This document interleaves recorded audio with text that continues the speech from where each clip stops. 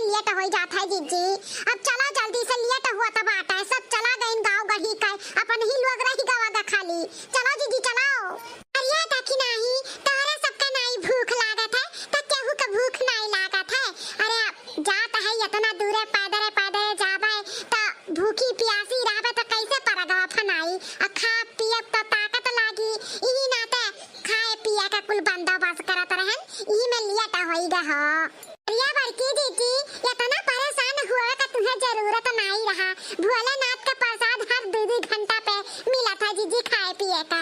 ये लड़का जीजी तक ये न समझावे न खाए पिए का अलावा और कोनो चीज सूझत नहीं है। नहीं तो कुल जगह ही लेट हो जाता है इनका नाते। अरे लड़का भोलेनाथ का प्रसाद मिली तो वो खावा पिया जाई। का देखी नहीं तू रट्टा मारे ही लेट हुआ तब आता है। हैं गांव गढ़ी के मनई लोग चला गए तो जाए दियो उनके लोग के संगरिया गठिया जोड़ के जाबू का। नहीं तो जाए के बाद ना सब यहार वार हो जाता है। अपने तीनों जनी चला जाए संगरी रह जाए। अब इतना मेहनत से बनाएन छोरन बानन रखेन तो अकेले खाई लेबे तोरो लोग कह दिया भाई। मार के कचाहिन कह डारियो होई गे हमार मटकी पतैया जाए का कुल तैयारी। हां हमारे सासू अम्मा होई गे कुल तैयारी, बस निकले के दिया है। अये का हो रिया मटकी, ये इतना बड़ा का बैग काहे तैयार किया है? न हेरे थोड़ी ना जाती जो इतना बड़ा का बैग अल्लाह तैयार किया है। यू कांवर उठावे जाती हूँ मटकाओ, न हेरे नहीं जाती हूँ। ये झिनकुआ का बापा हमसे जात झगड़ा कराओ ना, जाने की नहीं हम हो जानी था न हेरे नहीं जाई था बोल बम पे ता इकुल जोन बेगावा देखा था ना, ये महा कुल खाए पिए का कुल सब सामान बाटा है। कहते अम्मा कर दिमागवा कितना चला था खाए पिए के मामले में। दुनिया यहार का बाहर हो जाए लेकिन खाए का नहीं भूले मटकाओ।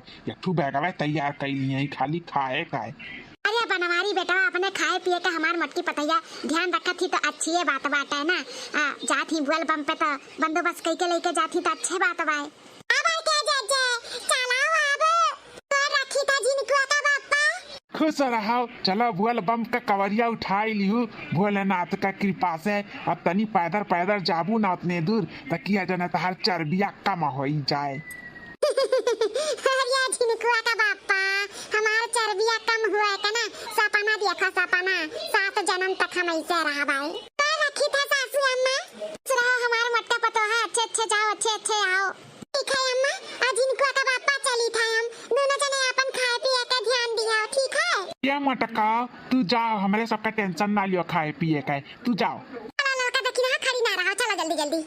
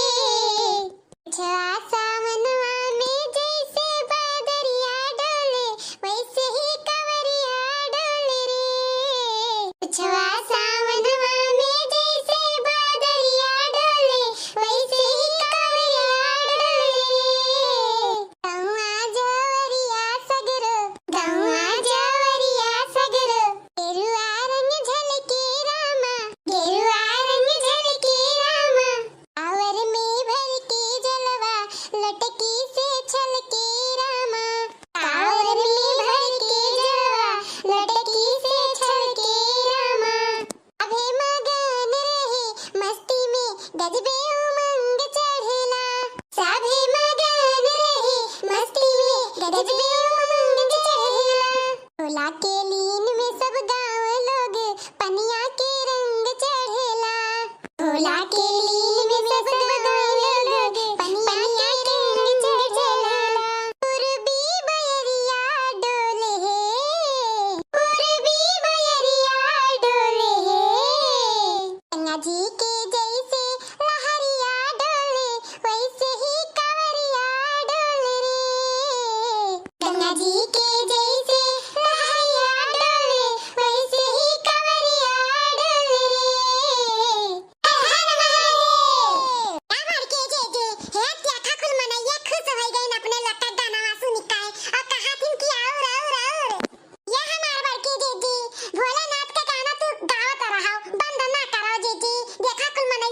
खुश होई गहिन, मगन होई गहिन, मगन शिव शंकर भोलानाथ का गाना सुनता है।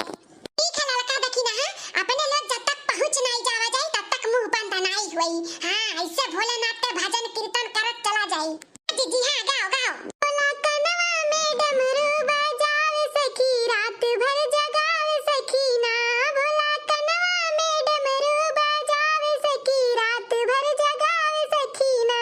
भोला कनवा में डमरू बजावे सखी, रात भर जगावे सखी ना।